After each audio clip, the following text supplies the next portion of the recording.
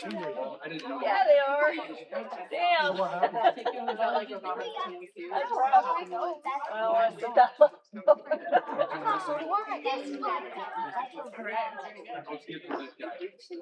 I see your paper.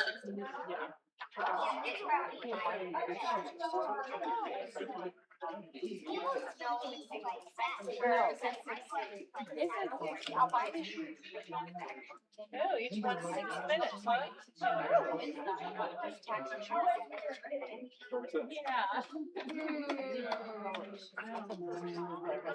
Was it this?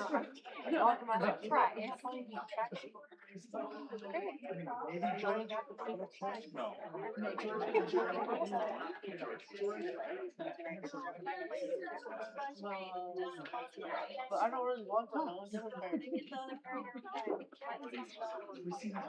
I'd rather be $50. Yeah. And I was better than the work. Yeah, no, like, yes. But they're kind of low, like, after Stings a little bit. Yeah, you know, the fun thing about it. And like bars before.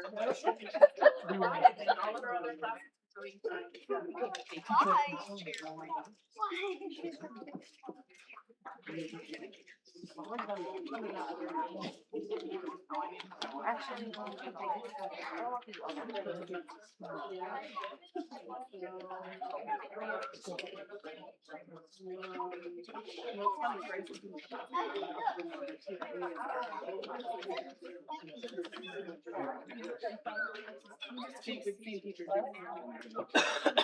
okay. Oh no, I don't want to hear that one again. I'm good. Huh? I know there's another. Oh my goodness. Just send that to some higher up. I'm like, To go. That's insane. insane. Is there a new process or you know? That is not at all professional. At all. No. They're creating a process. I don't want to say last name one thing.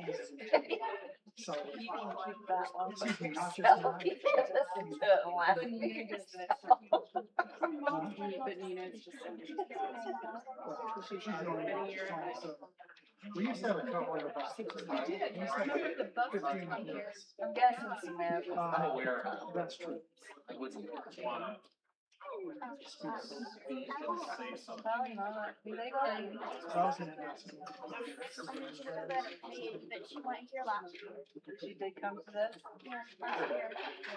But she went on mom and shit? I'm guessing. Dad generally doesn't know what's going on. I always have to ask.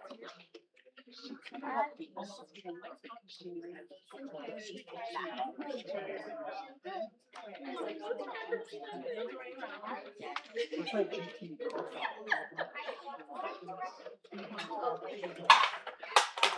Oh yeah, she did. Yeah. Yeah.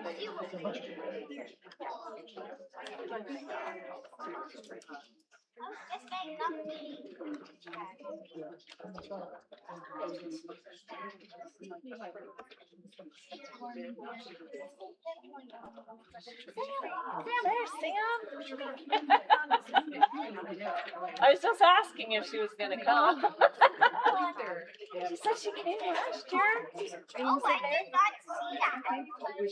Oh, we can move over so. Right there. I'm gonna. Yeah. There you go. This one's good. I like.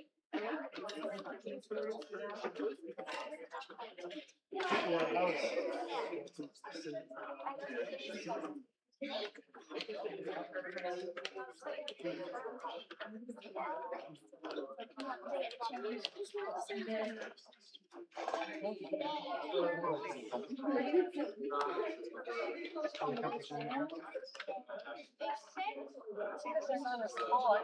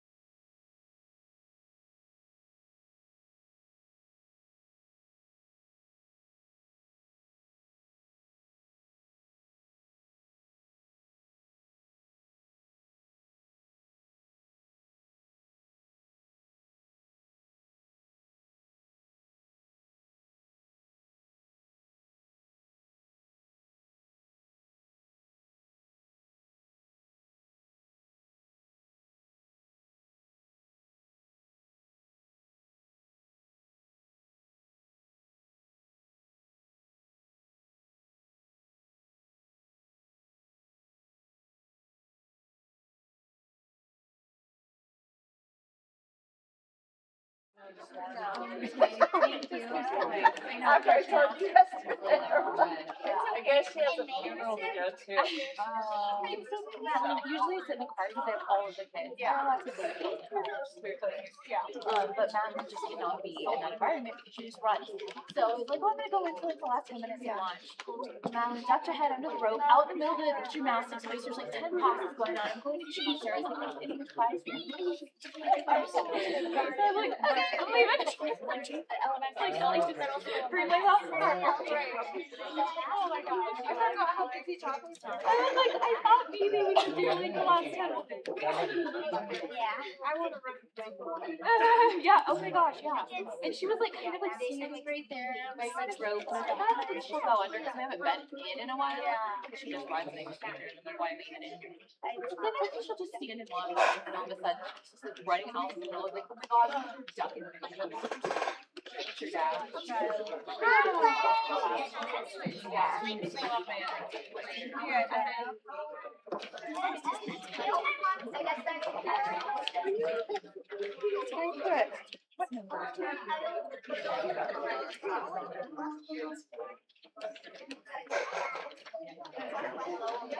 Okay, I think we're going to go ahead and get started. I want to tell you a huge thank you for being here and welcome you to our annual night. Thank you for being here to support your child and the other students in GATE as well. Hi, thanks for the wave. Tonight we have the privilege of welcoming Jenny Hecht, who is joining us from Louisville, Colorado. Jenny is someone who brings deep understanding and genuine humanity to her work with gifted individuals and families. Throughout the day today, she has been working with our students, helping them better understand their brains, emotions, and strengths. And tonight, she turns that same compassion and she leans in to adults and caregivers. Sorry for the band that's behind us, they're clearly practicing. Jenny's work centers on emotional literacy, neurodivergence, and lived experience of being gifted herself. She knows how intense feelings are, how deep thinking, stress, empathy, and compassion are not flaws that need to be fixed, but are signals to be understood. Her message resonates with families because it honors both the challenges and the beauty of raising a gifted individual. Outside of her professional life, Jenny is deeply grounded in connections and balance. She loves spending time outdoors, skiing and in the mountains. She enjoys yoga and finds joy in cooking, making homemade pasta and sourdough bread with her husband. And these passions reflect the same wholeness that she brings to her work. Mind, body, and heart. This evening's presentation of course you feel this way, the power and purpose of compassion, invites us to slow down, reflect, and better understand ourselves and our children. It's an opportunity to reframe emotions, deepen empathy, and walk away with language and insight that can strengthen relationships at home. We encourage you to be fully present tonight and take this opportunity to learn, reflect, and connect. But we don't want you connecting to your phones, so if you could all just make sure they're silenced, that would be helpful. After she is finished tonight, we have some things going on. First, I'd like to point out the artwork that is on the back walls. These are all completed by our gifted artists here at the high school, so be sure to take a look at those. And we would also like to add that our friends from South Central BOCES are joining us on a live feed, so we're glad you're here listening to Jenny as well. So I know kids, you were excited for the set tournament. You can Google and Google at the prizes that are here below, and we'll give more information on how that is going to work when Jenny has completed talking with parents. So please welcome Jenny Hecht with the Warren Canyon City Welcome.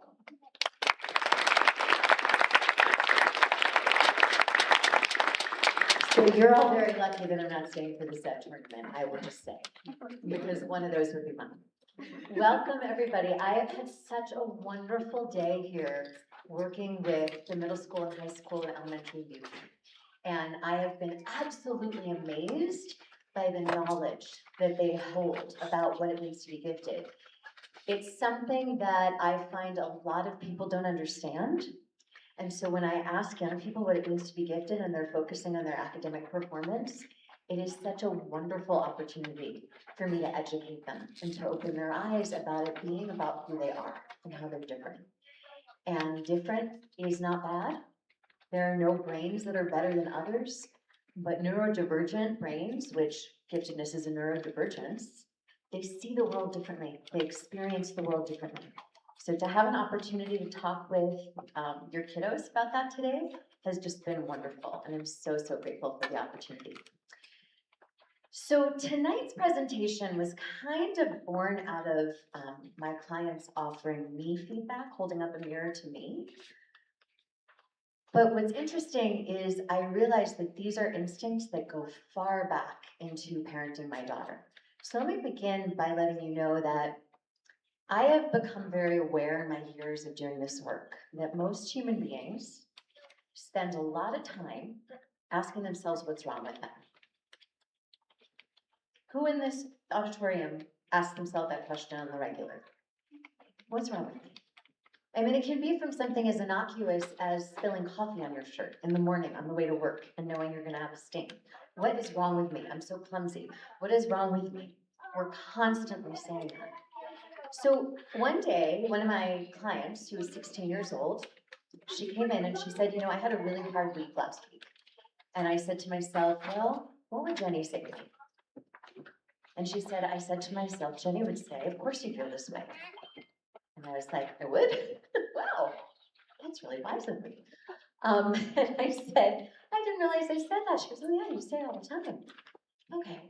Well, then shortly thereafter, one of my adult clients came in and told me, hey, by the way, I've written those words, of course you feel this way, on Post-its, and I put them around my house, and they've had a profound impact on my life.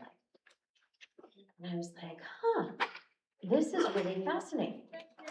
Well, then I thought back, because my daughter, who's now 19, almost 20, and in college, when she was 3, she was having a temper tantrum, as 3-year-olds are wont to do, and I was exhausted.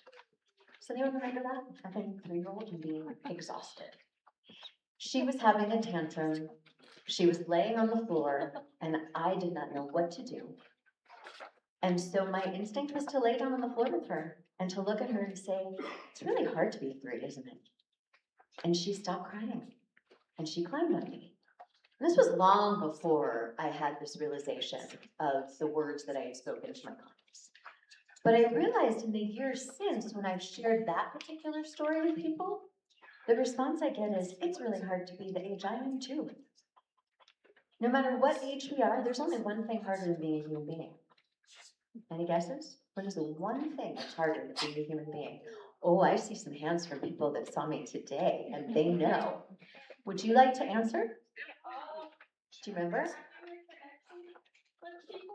Very close. The only thing harder than being a human being is being in any sort of relationship with another one. Right? It's quite challenging. So what I want to offer tonight is an invitation for us all to think about how we manage our feelings. Because regulation, do you all know what regulation is? Self-regulation. It's like when we're all out of balance from our emotions, the things that we do to come back into balance, right? That's regulation. And it's a really, really important thing that we are regulated when we're trying to regulate a dysregulated person. So I like to say to people, in the history of the world, a dysregulated human being has never once successfully regulated another dysregulated human being. It does not work, right? And so, I know time is an issue, right? We all have a deficit of time. And so if your child is sitting on the stairs before school having a meltdown because there's wrinkles in their socks and you need to get them to school, it is really hard to be regulated in that moment, right? And to not be like, oh my God, we have to get you to school, right? Get up now. But when we do that, we end up fighting with our child and ourselves, and we all start our day in a really terrible place. And then I'm sure after dropping our kids off at school, we drive away going, what is wrong with me? Right? Yep, I see a lot of nodding. Yeah, and that is not healthy. And it's also something that we don't want to model for our kids. So emotions are they spread like secondhand smoke. Emotions are contagious. The loudest emotion in any room, in any group of people, is going to be the emotion that everyone tilts towards. So you've probably all experienced being home or being at work, and somebody comes in really worked up about something, and suddenly the whole energy of the room changes. So that's how emotions work. They're contagious. So this is not about teaching our kids. And I train and work with and consult with a lot of educators, because my feeling is we are not taught how to be resilient in our society. We are not taught how to regulate our emotions. So how do young people learn how to do those things? By watching us. Who in here is really proud of their self-regulation skills? Yeah. So if we're teaching our kids, and if educators are teaching our kids, and we're not proud of the way that we regulate our emotions, this is for all of us. So if you thought you were coming here to find out about your child, surprise, you're going to find out about yourself as well today. Now, for many years, my practice, so I'm a therapist up in Louisville as well as a presenter, and my been built upon this quote. Viktor Frankl was a Holocaust survivor and an Austrian psychologist. And this quote, between stimulus and response, there's a space. Let's just stop there for a second. Did you know there was a space between being triggered and reacting? Because I often don't feel a space. Does anyone else struggle with that?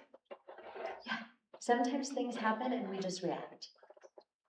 So what he says is there is actually a space, and in that space lies the power to choose our response. And in that choice lies our growth and our freedom. And our freedom? Well, let me ask you a question. How many people in this room have ever said or done something that they later regretted, that they said because of emotions? They were angry, they were worried, they were whatever. Yeah, that does not feel empowering, right? Absolutely, I agree. So when that happens, we've been hijacked by our emotions. That is really disempowering, right? So this idea that there's a space that we can actually open up to feel more empowered, it's a great idea, right? Except, you see that big question mark? Everyone would say to me, what am I supposed to do in that space exactly? Because that's the space where we say, what's wrong with me? Right? The stimulus is often a mistake, something not going right, a failure. We're not successful at something that we're trying to do. And so we say to ourselves, what's wrong with me? But what I was talking with your kids about today is that our brain has two primary states. There's our lizard brain, which is when our brain is being run by the amygdala. And then there's our wizard brain when we have our prefrontal cortex that's engaged. So if this is your brain, my figures represent the prefrontal cortex. This is where our executive functioning comes from. Does anyone know what executive functions are? One at a time, please don't talk over each other. Say again. Decisions, kind of skills we need to make decisions for sure. What else? Yes. The thing that keeps you from punching people in the face. Yes, I remember you said that earlier today in our workshop. You must feel like punching a lot of people in the face. And do you remember what that's called?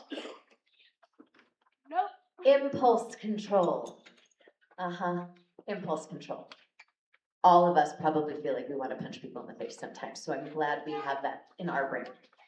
In addition to impulse control, our other executive functions are things like organization, time management, activation energy to start a task, to initiate a task. But two really important things that reside in our prefrontal cortex are our critical thinking skills and our problem solving skills. Can we all agree that those are somewhat important? Like on the regular, throughout our day. Okay, so if that's your prefrontal cortex wizard brain, when we have a stress response, and just so I'm sure that you understand why we're here, is there anyone in this room who does not experience stress and overwhelm? I just want to make sure. Okay, because if you raised your hand, I would want to interview you later. And we all experience stress and overwhelm. Everybody experiences stress and overwhelm. If you have a beating heart and breathing lungs, you're going to experience stress and overwhelm. And if you experience stress or overwhelm, you're going to experience one or more of 3 primary human emotions. So let me ask you this. How many of you, when you're stressed or overwhelmed, become irritable and snappy? Oh, come on. I don't see hands. This is the most common one. And how many of you, when you're stressed or overwhelmed, start to hear all the worst case scenarios playing out in your head? Mm-hmm. And how many of you, when you're stressed or overwhelmed, want to lay in bed and throw the covers over your head and cry? And how many of you are lucky winners like me of a combination of 2 or more of these at one time? Yeah. Okay, so when those things happen, which can we assume that these happen to all of us on a daily basis at least once or twice a day, if not more? Yes, absolutely, we can agree with that. When that happens, our prefrontal cortex goes offline. You've just lost your signal. And now we're in our lizard brain or amygdala. And that gives us very limited choices of how to navigate.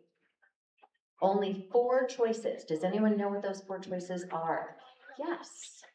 Do you remember from our workshop earlier? Okay, what are they?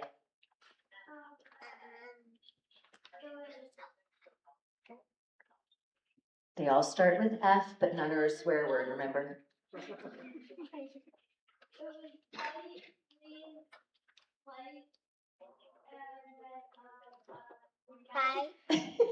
Fight, flight, freeze, and freak out. That was my favorite answer in the elementary workshop. Freak out is actually not one of them, but man, doesn't it sound like it should be? It should be. What was the 4th one? Fawning. Do you remember what fawning is?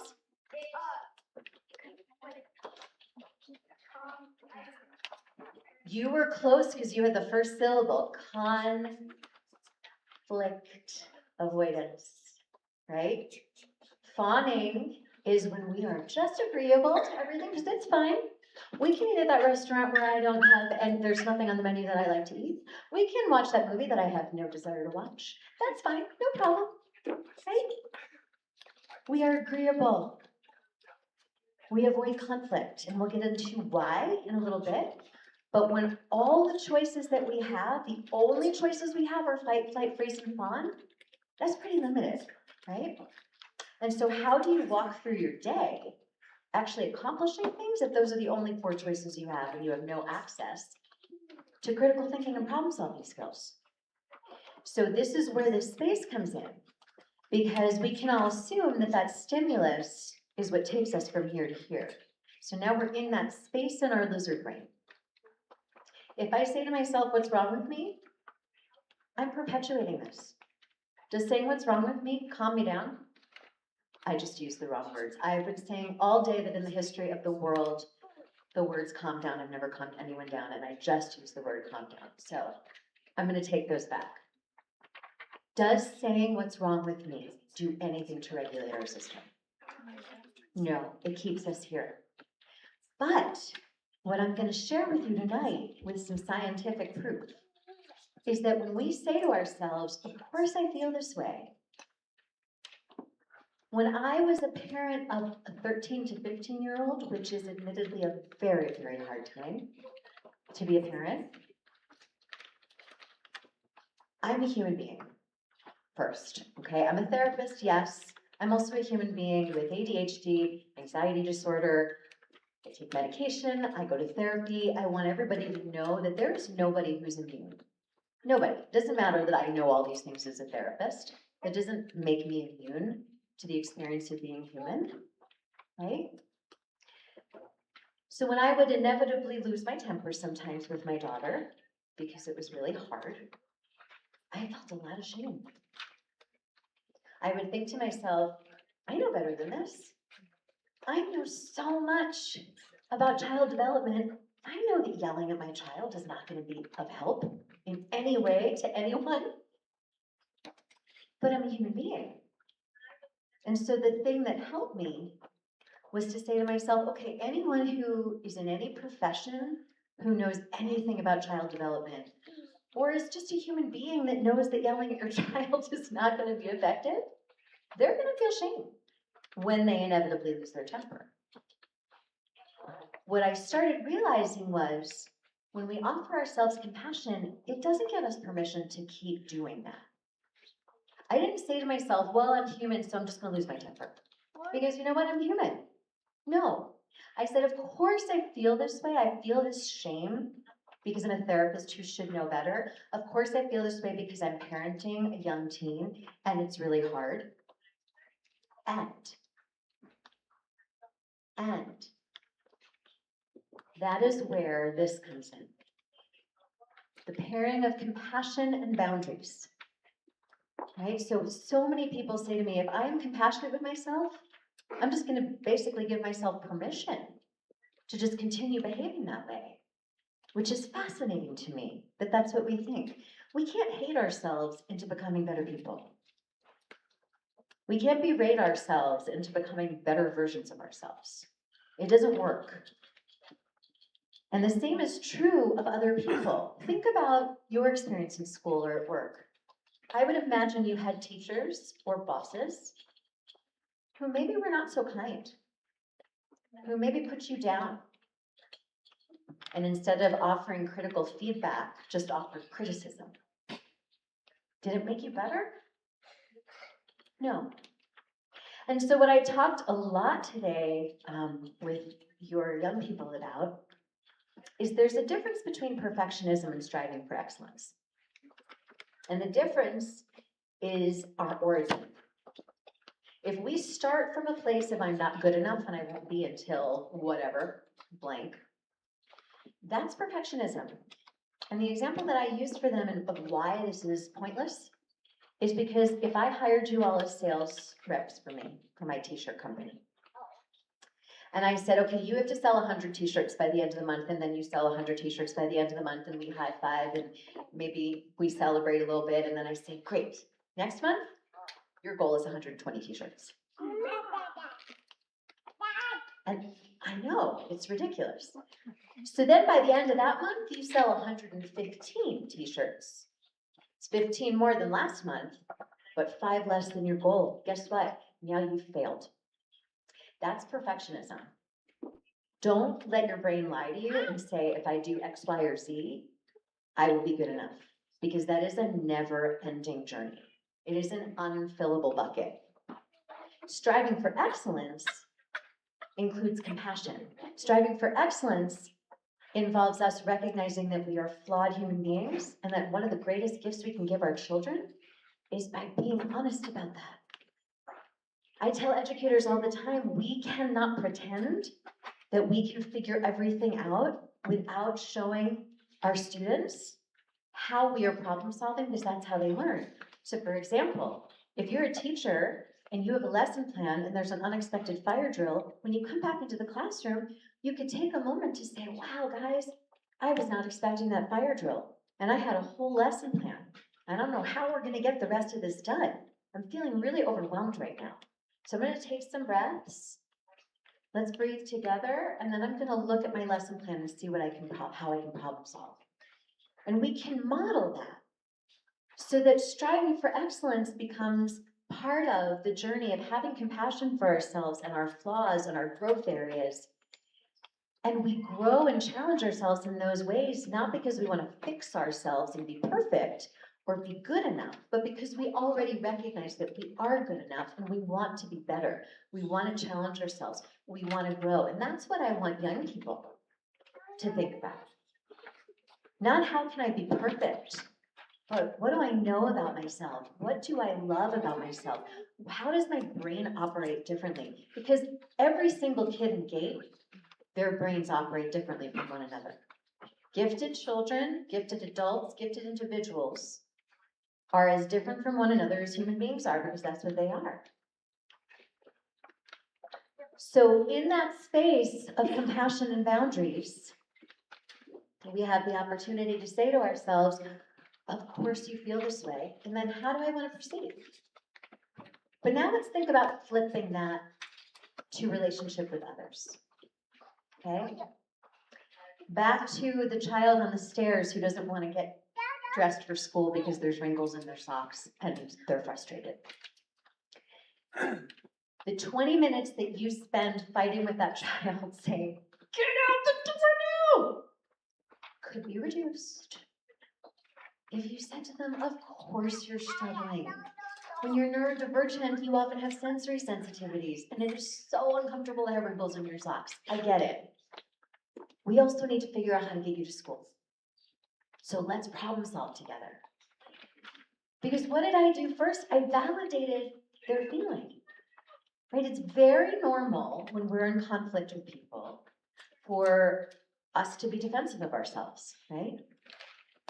Because if we're being accused of doing something that is incongruent with our integrity, we do not want to accept any accountability for that. We want to protect ourselves because we feel shame.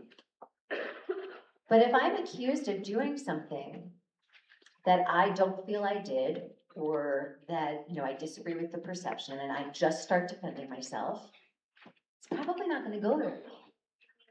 But let's say that my friend Alba in the front here was angry at me. Would you get angry at me for something? Yeah, you probably could get angry at me for something. And if you were angry and I thought that your perception was incorrect of what happened, if I started with, wow, Alba, I could totally understand why you're feeling angry if that's what you feel happened. That makes so much sense to me if you feel like I was being insensitive, or if you feel like I was being too short with you, or if you feel like I dismissed you, or whatever it is that we feel like we didn't do, we start from validation. Somebody's perspective is different than ours. And validating their feelings does not mean taking accountability for something. But it's disarming because it validates enough for someone's edges to soften, and then they can hear you. And so what would it be like to do this with our children? Because when we get really stressed, it's super easy to lean into power over versus power with. And power over looks like, get up and get in the car, we're going to school, I don't care if there's wrinkles in your socks. Which does not feel validating. And it can be damaging to our relationship.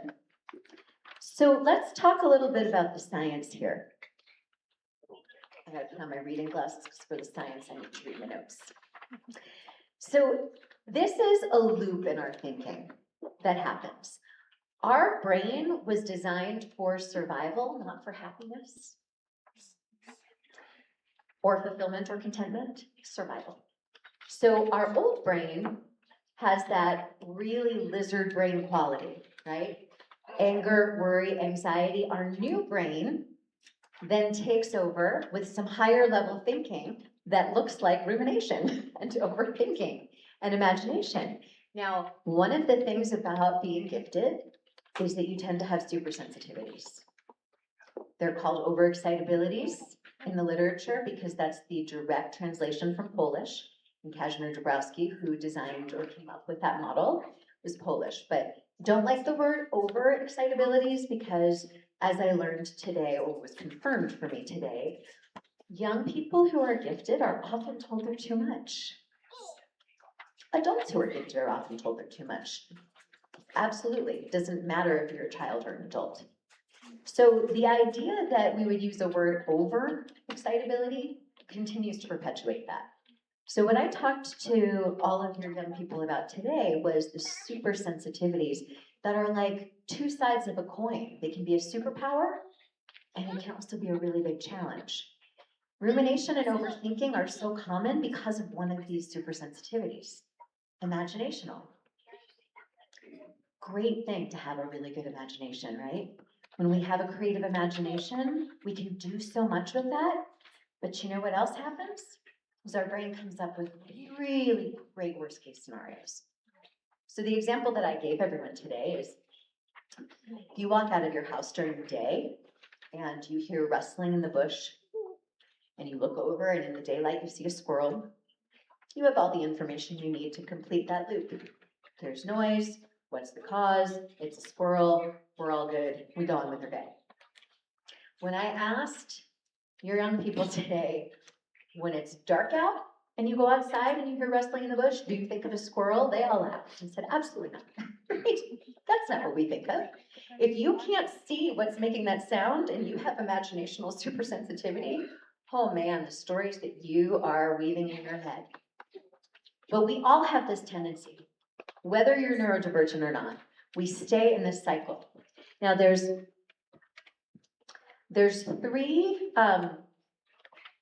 emotion systems in our bodies, and Paul Gilbert is the man who created, I'm gonna just read to you a little bit about him.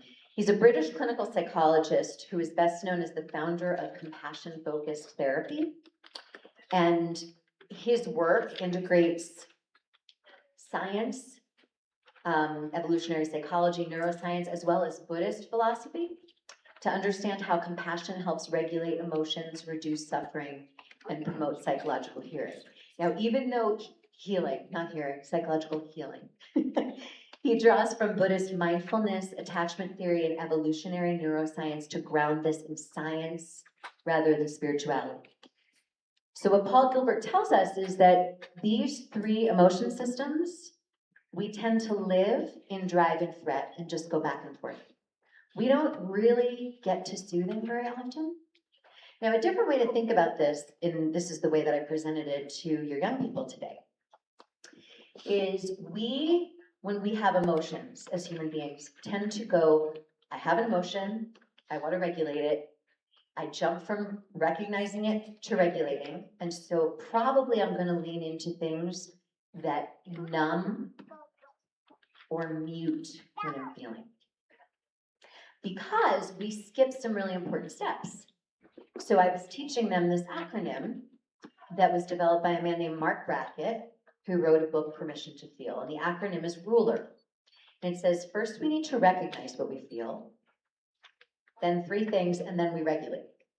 The three things that we skip. The three things that we skip are understanding. So I recognize I'm having an emotion. What do I understand about it? How is it making my body feel? What are the thoughts that I'm associating with it? And therefore, what can I label it as? And once I label it, then I can express it. And expressing is really, really important. And it's something that we're afraid to do. And I'm going to tell you a little bit more in a couple of slides why, but you're going to have to wait. So we go back and forth between our drive to want, pursue, achieve, and consume. Our threat is I'm not going to achieve. I'm going to fail. And so we go back to drive. I have to work harder because I need to make sure that I appease that threat, right? And the thing is, this is really unhealthy for our bodies because it keeps us here. And when you're in lizard brain, your body is being flooded with adrenaline and cortisol and another hormone that I'm going to share with you in a moment. And if we let our bodies continue to be flooded with those hormones for too long, without ever going into our soothing state, we start getting sick, right? Your immune system gets challenged, you have brain fog, and you start not being your best self. So, our threat system, I gotta go back in my notes because I was telling you about Paul Gilbert. Our threat system works on a better safe than sorry kind of agreement. Imagine a mall security guard who thinks they're part of the Secret Service. They take their job a little too seriously and are ready to shoot at their own shadow. That's our nervous system sometimes. It is a little bit overzealous. And again, because our nervous system is focused on survival and not on fulfillment and happiness, it's clumsy, our threat response. It's clumsy because it doesn't think through things. So if you think about lizard brain, right, the reason it's called lizard, I have a gecko. I've had this gecko for 6 years. Feed this gecko every 2 days. by opening the same little door in the roof of the gecko's cage. 6 years, every 2 days, noise coming from the same spot. She freaks out every time I open it. Because she's a lizard, right? She doesn't hear the noise and turn and go, oh, that's the giant person that feeds me every couple days, and there's gonna be crickets dropping through my roof now. No, she goes, oh my God, what's happening? I'm in danger, and she scurries under her rock. That is lizard brain. It doesn't think, it just reacts. And what this does is it affects our attention. So once we are in a stage of lizard brain, we are constantly looking for evidence of threat, which if you have a child who experiences social anxiety or you experience social anxiety, what's important to know is that social anxiety feeds on itself, because once you are experiencing it, let's say you walk into a party or a crowded school or an auditorium for a presentation, and you're feeling a little bit of anxiety, your eyes are now scanning for any sign of threat, which means you could very possibly misinterpret facial expressions and body language. Your ears start to hear only certain tones in the sound spectrum that are specific to predatory sounds, which are the higher and lower ends of the sound spectrum, which means we're going to key into things like whispering and laughing and potentially misinterpret we're being laughed at.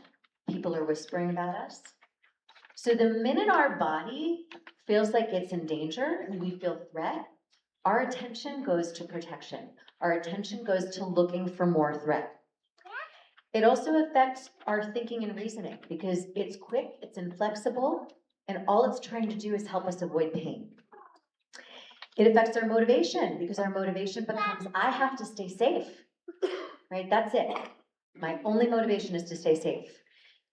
We already talked about the imaginational overexcitability and how that affects worst case scenarios.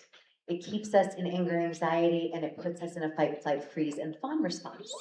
So the thing that's important to know about this threat response is that it does not just respond to external clear threats. It responds to things that feel like threats, like rejection.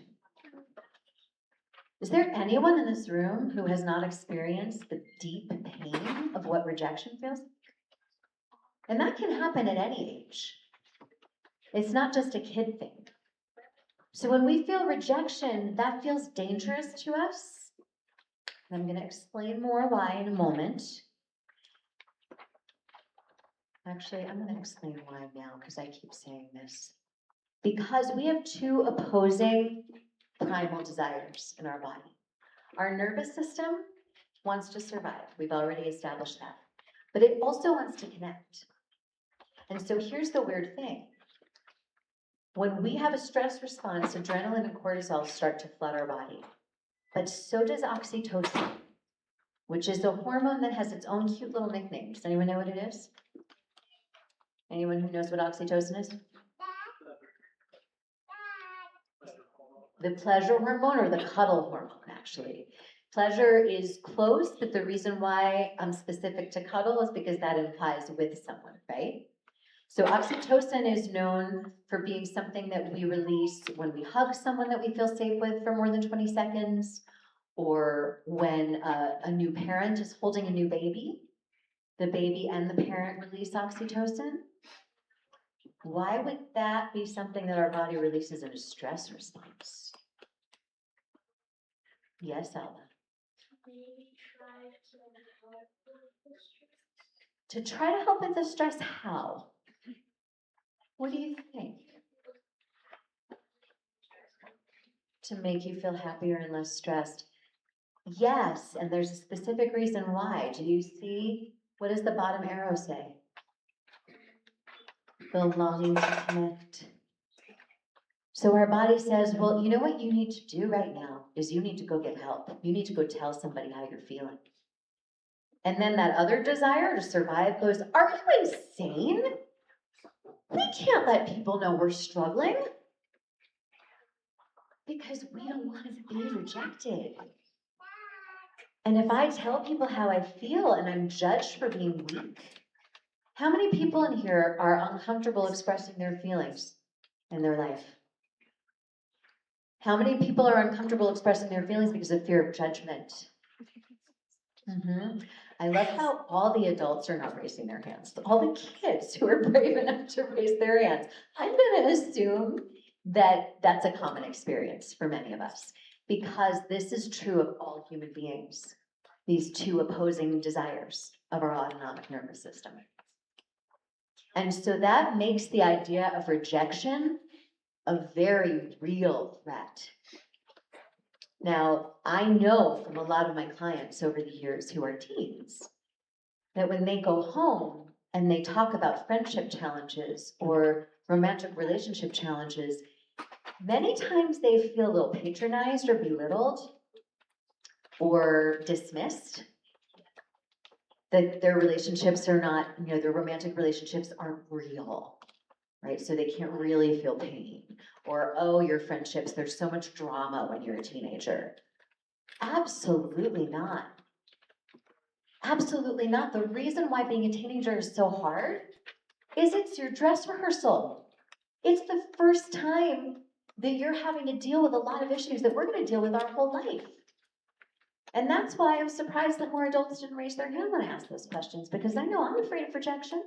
I'm afraid of being judged, even though when I have adolescent clients or adult clients or human clients say to me, I don't want to be judged. And I say, guess what? Too bad. We're all judged all day, every day. We're all judging people all day, every day. That's what our brains do. It's how we organize the world. It's how we assess threat. And then we have to decide when those judgments are filtered through our integrity, how we're going to move through them. And that means those judgments also towards ourselves. How are we going to move through those and affect our relationship with ourselves? So then when we talk about the drive system helps get us to do. It motivates us and organizes our minds to focus on key survival goals, which are food, shelter, and social relationships. When we achieve, we feel good. So we can find ourselves striving to avoid feelings of disappointment, stress, or fear associated when things don't go the way that we want them to, which can lead to perfectionism, right? I'm going to try to control everything I can in a world and an existence as a human being where there are two things that we just don't get to have ever. And guess what they are? Control and certainty. But we try really hard. And so when we feel that threat, we use our motivation and our drive. Instead of solving problems, we try to numb. We try to extinguish feelings. And we try to control things because being in a world that doesn't allow us to have control or certainty feels really scary. So an unintended consequence of this is that we can become actually addicted to the nervous system state that comes with procrastination and perfectionism, and become unable to do things until we have that panic feeling. Does anybody in here ever struggle with that? Because I know I do. I procrastinate so well that if there were an event in Milan at the Olympics, I would for sure get the gold medal. I get it. You get it? I don't know. We'd have to see. If you didn't hear that, she said I'd wait too long and forget to register. Yes, the procrastination event at the Olympics would be an easy win for me because everyone else would forget to register. That's an excellent point. So the thing is that when you live your life procrastinating because you are afraid, because that's what procrastination is fear in fancy clothing. That's all it is. And it's actually very close friends with perfectionism. Then our nervous systems become addicted. Our nervous systems can become addicted to a lot of things. They can become addicted to relationship dynamics.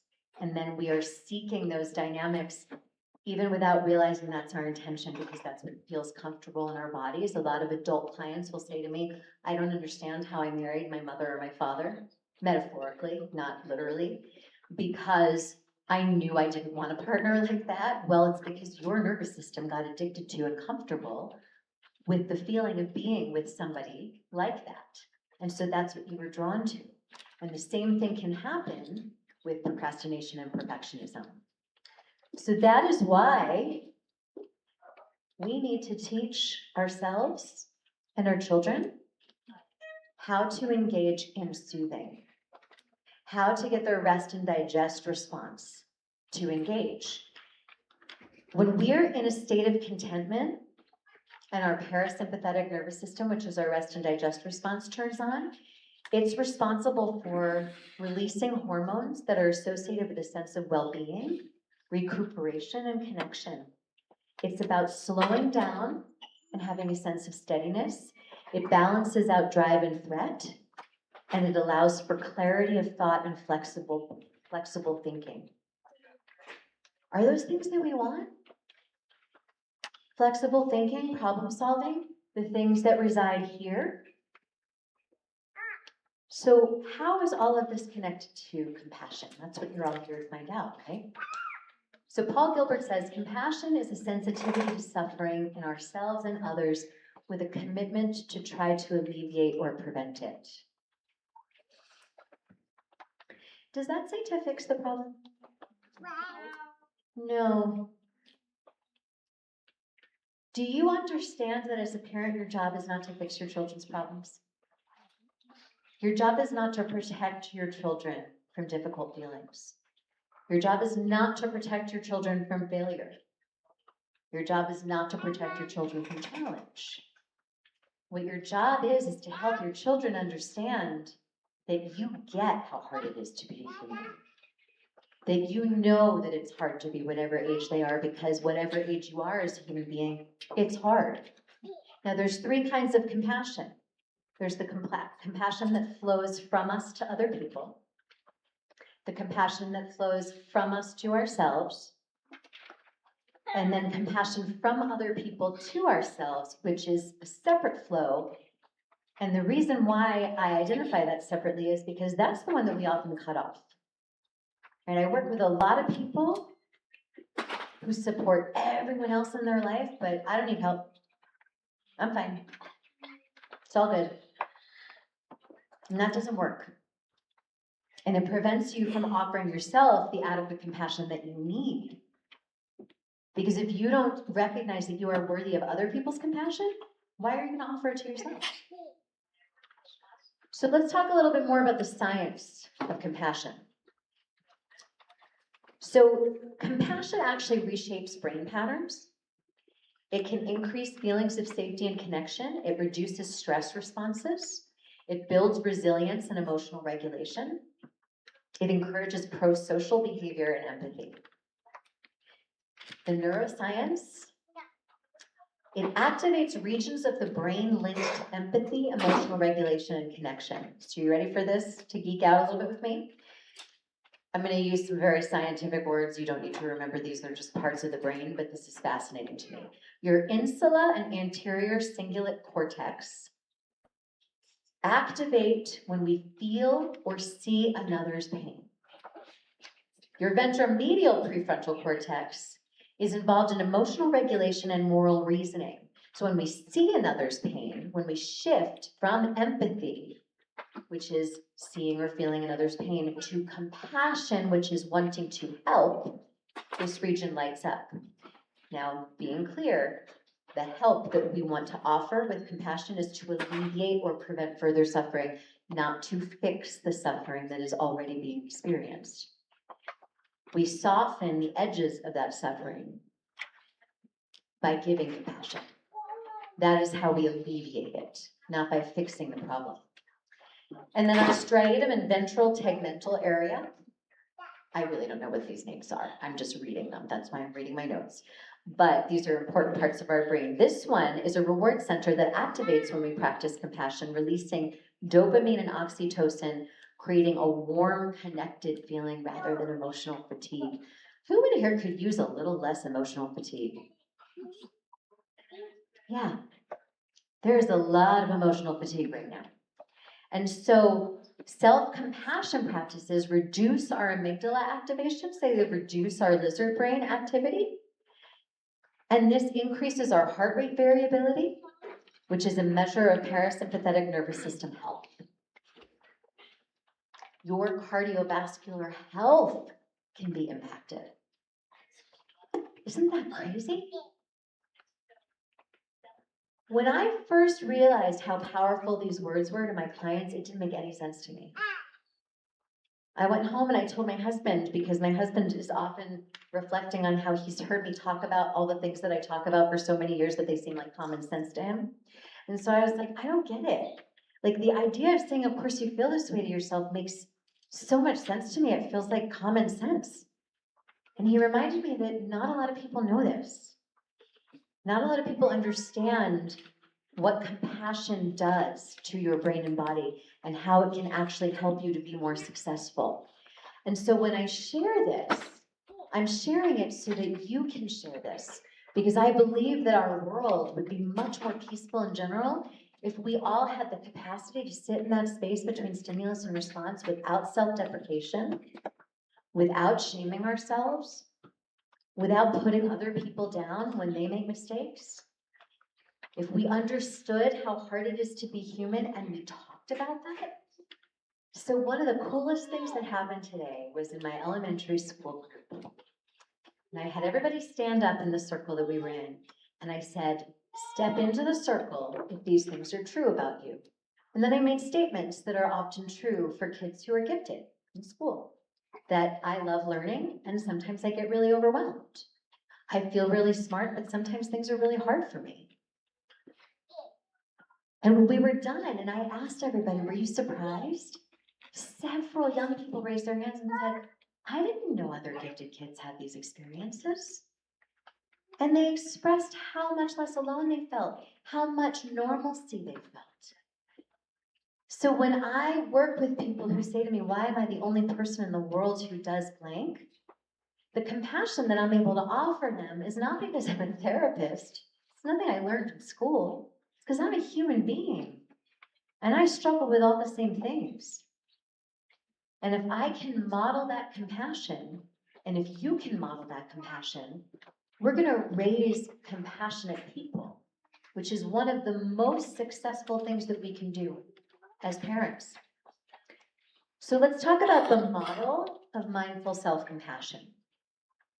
So mindfulness, and this is a model that was born out of mindfulness-based stress reduction. I don't know if any of you have heard of MBSR, mindfulness-based stress reduction, was developed in hospitals because what they discovered is that using mindfulness for people who were recovering from surgery or from significant illness really helped to speed up their healing. So an offshoot of that was that Christopher Germer and Kristen Neff, who came up with this model, recognized how globally beneficial this would be to all of us. So it starts with mindfulness, which in this case means accurately identifying what you're feeling. Now, we talked about ruler, right? Recognizing, understanding, labeling, expressing. But this is more about under-reporting or over-reporting. Right? So when we're feeling stuff, sometimes we're like, oh, I'm fine, it's no big deal. And that's actually absolutely the farthest thing from the truth. Alternately, we might also be like, this is the worst thing that's ever happened to me, and it's really not. So we have to be honest with ourselves. What is the severity of the situation? What is the severity of my feelings, right? Then the common humanity. That's what happened when I said to myself, anyone who works with kids or has any understanding of development knows that yelling at your child is not appropriate and feels shame. And then I feel less alone. And I'll tell you something, being a therapist for as long as I have, the greatest gift of my career is that 25 to 30 times a week when I sit down with all the human beings that I have the pleasure and gift of working with, I am reminded that I'm not alone in my own experiences as a human being. That is a huge gift to recognize that you're not crazy. There's nothing wrong with you. It's that last one that we struggle the most with. Self-kindness. How many people in here have ever been told, talk to yourself the way you talk to a friend? Is that very easy to do? No. No. Now, if you are anywhere near my age, and I'm 50, so I'm Gen X, we grew up watching Saturday Night Live, and there was a character on Saturday Night Live named Stuart Smalley. And he used to look in the mirror, And he'd go, I'm good enough, I'm smart enough, and gosh darn it, people like me. Whenever I talk about self-kindness, this is what people think I'm telling them to do. No. No, if that doesn't feel authentic, no, you don't have to do that. But if you really do think about, how do I talk to the people in my life that I care about when they're struggling? Do I say, what's wrong with you? No, I don't. I probably offer the people in my life encouragement, softness, kindness, love, unconditional regard, assumptions of positive intent, all kinds of things that we don't offer ourselves. And that is the most important piece of all of this, is that we have to model. We have to model for ourselves and for our children all of these things, or what they're going to get from the world that we live in is if you don't achieve, you're a failure. And we are the ones that need to inoculate them from that. All day I heard, I'm so tired of hearing, you're so smart, this shouldn't be hard for you. You're gifted, you just need to apply yourself and try harder. That is not what our kids need to hear. It's not what we need to hear either. So it may seem simple, but the reality is, in practice, in a world where we are constantly hearing a ticking clock and constantly feeling like we're not doing enough and constantly worried that our children's performance in school or the discipline that they experience is going to reflect on us, and then we might be judged by the parent community or we might be judged by the teachers. Well, guess what? Every parent is worried about being judged. And all of the teachers are too, because they're human beings. And so I want you to imagine what it would be like to go to a parent-teacher conference where you want to advocate for your child, and instead of starting with anger, you say to the teacher, I understand that it's probably really hard to do the job that you do. You have so many young people to worry about, and I just have mine. And mine is really important. And here's what I'd like to advocate for them. That teacher now feels valued and validated, and they're likely to have more open mind and ears to what you have to say. But if we sit down and we demand things and we start getting angry and somebody feels attacked, the chances are their defenses are going to go up just like ours would. And the same is true the other direction, because I know lots of parents who experience going to parent-teacher conferences and feeling like they're accused. Right? And if the teacher said to you, I get how hard it is to parent. I get that you're doing the best that you can. And here are some things that I notice in your child that you might want to work on. You're also going to be more open. So doesn't it stand to reason that our children will be as well? How do we teach them lessons if they don't feel like we understand or are even trying to understand? So in that space between stimulus and response, we have to model. We have to model.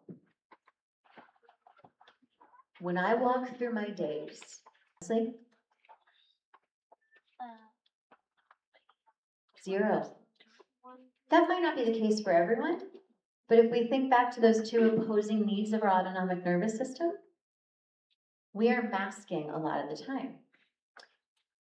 So I have found that most people answer from one of 3 categories when they're asked how they are. There's the fine/good category, your basic vanilla answer, right? And then there's the 2 things that nobody's going to question because they're universal experiences and everyone will be like, oh yeah.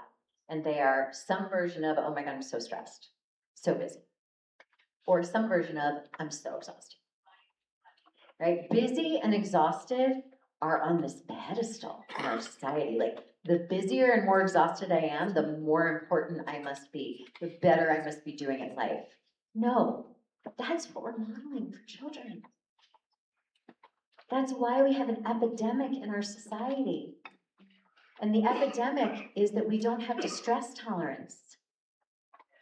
We don't sit with the discomfort of feeling bad about the decisions that we make, about feeling bad about the feelings that we're experiencing. We just try to numb them. And what I was talking to the young people about all day today was, instead of hitting mute, we need to learn how to adjust our inner volume. We need to learn how to soften the edges of our experiences. And that is only going to happen if we can be honest about the way that we feel. The engine of compassion is breath. And this was another fun thing that I learned today. People hate being told to take a deep breath. Is there anyone in this room who has ever been told to take a deep breath that wanted to punch someone? Yeah, so let me explain to you why, because I explained this to your young people today. Our lungs are containers, right? And when we take a deep breath, or when we're breathing in general, we're filling our lungs with air that has oxygen in it. The walls of our lungs absorb that oxygen. It goes into our bloodstream and gives us energy. When you are stressed, you're not breathing as much or as deeply as you normally do, right? We start breathing shallowly. So in that container, we're only emptying and filling this much, which means a couple of things. One is all this air that's already in there, all the oxygen has already been pulled out of that air. It's just taken up space. It's not giving you more energy. It's preventing you from getting freshly oxygenated air. And it makes it really hard when somebody says, take a breath, because there's no room. So forgive me for what I'm about to share with you, because I did give your children permission to respectfully go home today and inform you of something that you may or may not have been informed of already. Does anyone have children that when they get angry at you go, and walk away, and we go, don't sigh at me? Anyone?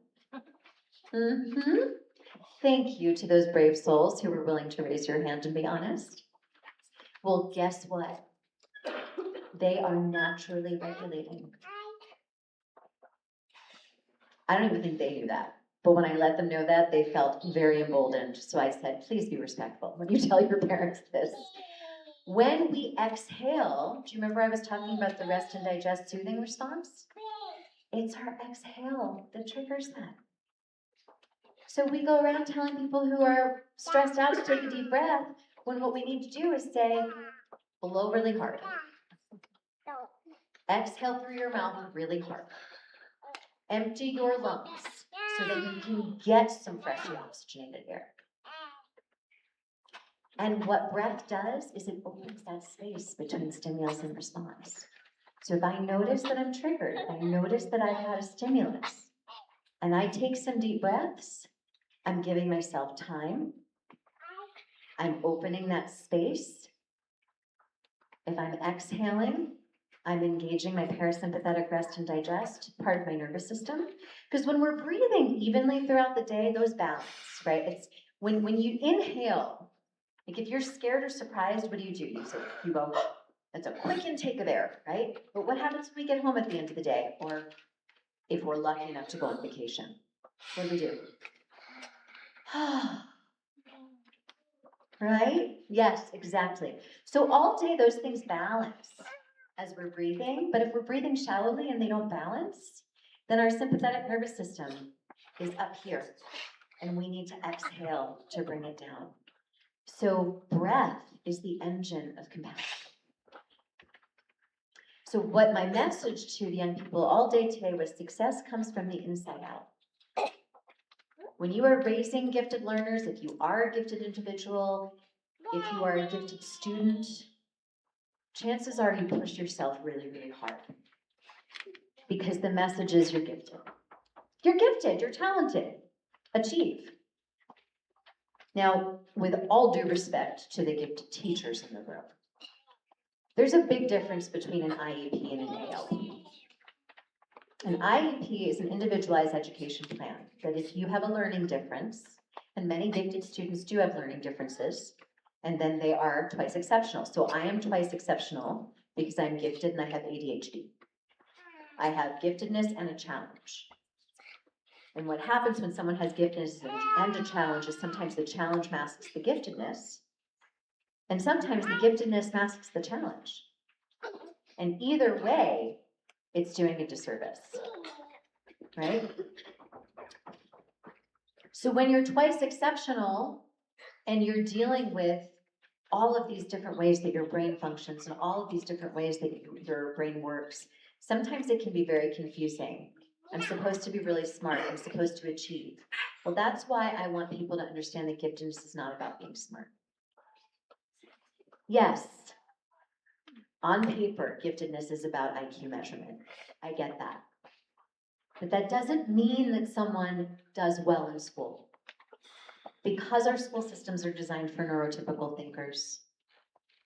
So the example that I've been using all day is if you were born without legs and you needed to live in a wheelchair, there would be times that you came upon buildings that are not designed for people who are differently abled and use wheelchairs. And so you may not be able to access those buildings. Is that your fault? Absolutely not. This world is designed for neurotypical thinkers. That means our systems are designed for neurotypical thinkers. Our school systems, our workplaces. So if you are neurodivergent and you are struggling in a neurotypical system, it's not because there's something wrong with you. It's because there's a mismatch in the way that the system was designed. All this comes back to success from the inside out because neurotypical systems are very much about achievement. They're very much about means to an end thinking. And means to an end thinking can cause people to really engage in a lot of all or nothing thinking. I have a lot of clients that tell me that they are failing out of school. And when I find out what their grades are, they have 1 B and the rest are A's. That's failing out of school. I have clients who tell me they have the worst GPA in the history of the world, and it's a 4.37. Right? So our standards are insanely ridiculous. Giftedness is not means to an end. Giftedness is a psychological phenomenon, and if you understand yourself, if you can identify emotions, what I taught the young people today is, can you identify, am I high energy or low energy? Let's just start there. Do I need to bring my energy up? Do I need to settle my energy? And with that high energy or low energy, is it comfortable or uncomfortable, pleasant or unpleasant? What do I need? And then we talked about our battery, our internal battery charge. What depletes our internal battery? What recharges it? These are the things that we need to teach our children because success comes from us understanding how to manage ourselves, how to manage our systems. And I was telling them earlier today, listen, you can't do things like have sensory overwhelm and go into Walmart and say, hey, I'm going to be here for the next 40 minutes. While I'm here, can you dim the lights, turn off the music, and ask all other customers to whisper? No, we need to understand ourselves without shame, because if we have shame, then we're going to deny ourselves the things that we need. And then in addition to that, we need food, healthy food. Not Monster energy drinks, I'm sorry, but protein. Our brain is the largest consumer of glucose in our body. A neurotypical brain burns through glucose every 3 hours. A neurodivergent brain every 90 minutes. So we need food, we need sleep. High school students are expected to go to school, be involved, have 3 healthy meals, preferably a family dinner, be involved in activities, come home and do their homework, and take breaks, and still get 8 to 10 hours of sleep. Has anyone ever done the math there to see how impossible that is? Success does not come from achievement. It comes from taking care of our brains and our bodies, our nervous systems, and understanding how to be empowered. And the last thing that I want to share is that there's a difference between control and regulation. Self-control is force. Self-control is sit down in that seat and do not move because you're in class. Sit down in the seat and do not move because it's dinner time and we don't move around at dinner time. That is self-control. That is forcing. Instead of self-regulation, which is it looks like you're having a hard time sitting still. What's going on for you? Do you have a lot of feelings in your body? Maybe we could do some settling activities. Because I know when I feel that and I have a hard time sitting still, it really helps me to do some settling activities. So what I want you to leave with tonight is an understanding that this starts with you. This is not just for your kids. This starts with teachers, and it starts with a community commitment to stop masking when we are outside the safety of our homes, that we let each other know that we're struggling when we're struggling. That we let our children know that they don't have to be so afraid of rejection that they pretend that they're fine all the time. And that there's no award for being the most stressed and most exhausted. So please take care of yourselves. Please understand that you are the most important thing your child needs. And they don't need you to help them achieve. They need you to help them live in a human body and to understand why it's so hard to do that. And to learn the skill set to be able to do so in a healthy way. Because success is being able to manage your emotions in a healthy way and have healthy relationships. I appreciate so much that all of you came and joined me tonight. I know how limited your time and energy is. So thank you so much for being here. Before you go to the set tournament, if you'd like to approach me with any questions, I would be happy to answer any. And I'm going to put my contact information on the screen in case anyone would like to be in touch with me. So I'm going to switch, there we go. And you can take a picture of that if you would like to reach out to me. There's my website and my social media. And if you have any individual questions, I'm happy to wait up here. And I'm going to leave my cards on the edge of the stage if anyone would prefer to take a physical card instead of a picture of the slide. May the best person win set. And once again, feel grateful that I'm not participating. He would really make. You all have a wonderful night. And to those of you joining us on the live stream, thank you so much. And if you have questions, please feel free to email me. And have a wonderful night. Thank